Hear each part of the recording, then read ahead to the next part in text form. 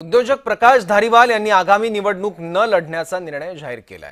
त्यामुळे शिरूरच्या राजकारणात एकच खळबळ उडाली आहे। वैयक्तिक कारणामुळे ही निवडणूक लढणार नसल्याचं धारीवाल यांनी स्पष्ट केलंय।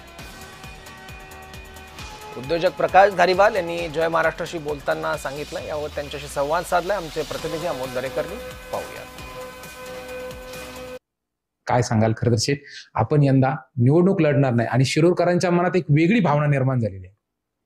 नमस्कार, मी शिरूर शहर विकास आघाडी तर्फे तुम्हाला सर्व पत्रकार बंधूंना सांगू इच्छितो की या वर्षीची जी निवडणूक आहे नगरपालिका निवडणूक, याच्यात आम्ही असं ठरवलंय की सर्व पक्षांनी आम्हाला वैयक्तिक फोन करून माझ्याशी संपर्क केला आणि त्याने सांगितलं की शिरूर शहरामध्ये नगरपालिकेच्या निवडणुकीमध्ये आपण सगळे मिळून आपण काम करू। युवक वर्ग आहे त्यांना प्रत्येकाला मी सांगत असतो की तुम्ही राजकारण समाजकारण जरूर करा, पण पहिला तुम्ही काहीतरी बिझनेस करा। फॅमिलीचं बॅकग्राऊंड पहा, तुमचे लहान लहान मुलं असतील त्यांचं एज्युकेशन पहा, ते पण तितकंच महत्त्वाचं आहे।